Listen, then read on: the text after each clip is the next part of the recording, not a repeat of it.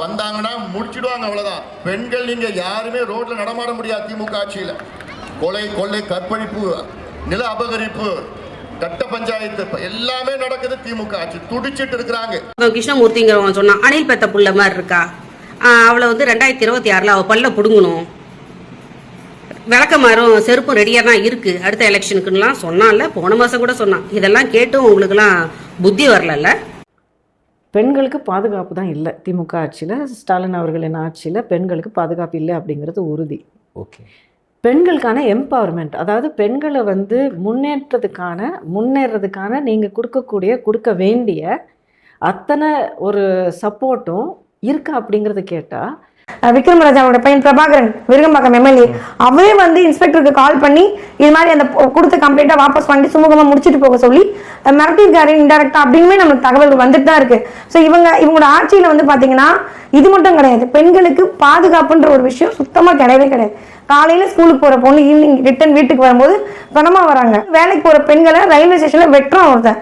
இது மாதிரி பெண்கள் அச்சுறுத்தக்கூடிய நிகழ்வுகள் தான் வந்து தொடர்ந்து நடந்துட்டு இருக்கு. இது மாதிரி இருக்கக்கூடிய ஒரு ஆட்சி அவலங்கள் நடந்து கொண்டிருக்கக்கூடிய ஒரு ஆட்சியை கையில் வச்சிருக்கக்கூடிய திமுக தலைவர் எப்படி வந்து இந்த மகளிர் உரிமை மாநாட்டில் போய் பேசினார்னு எங்களுக்கு தெரியல. மாற்றம் அதிகமா இருக்கம்பா. எங்களுக்கு யார் நல்லதை நினைச்சு செய்யறாங்களோ இறங்கி, எங்களுக்குன்றதுல இந்த மக்கள் எல்லாம் உலகத்துல இருக்கிற மக்களுங்கெல்லாம் வந்து ஒரு குழந்தையிலேருந்து வயசு புள்ளிகள்லேருந்து கிழவிலேருந்து இப்போ பயந்து தான் வாழறாங்க. ஒரு நிம்மதியாக ரோட்டில் போக முடியல, வர முடியல, செயின் பறிப்பு, குழந்தைங்களை விட மாட்டானுங்க. எதுவுமே ஒரு பெண்களுக்கு ஒரு மெயினா பாதுகாப்பு இல்லை. அந்த பாதுகாப்பு நாங்க அந்த பாதுகாப்பு எங்களுக்கு யாரு எங்களுக்கு கொடுக்குறாங்களோ அவங்களுக்கு நாங்க வர வைப்போம். உங்க குழந்தைங்களுக்கும் உங்க பேர குழந்தைங்களுக்கும் ஒரு சேஃபான ஒரு சொசைட்டி கொடுக்கணும்னு உங்களுக்கு ஆசை இல்லையா? அந்த கேள்விதான் எல்லார்கிட்டையும்.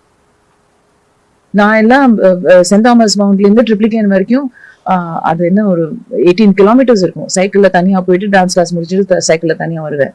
இப்போ அனுப்ப முடியுமா? ஒரு 14-15 வயசு பொண்ணு அனுப்ப முடியுமா? 2 கிலோமீட்டர் அனுப்புவீங்களா? அது யோசிக்க வேண்டிய ஒரு விஷயம் தானே. எல்லாருக்கும் வேலைக்கு போகணும்ல. இப்போ வந்து நைட் டைம் வேலை நிறைய ஜாஸ்தி ஆயிருக்கு. That is how it is, that is how society is. அவ ஏன் வேலைக்கு போறான்னு கேட்கிற கேள்வி கரெக்ட் இல்ல. அந்த வேலை போற டைம்ல சேஃபான சொசைட்டி கொடுக்க வேண்டிய ஒரு ஒரு ஒரு ரெஸ்பான்சிபிலிட்டி நம்ம எல்லாருக்கும் இருக்கு. As a society, as government, as every person, that is our responsibility.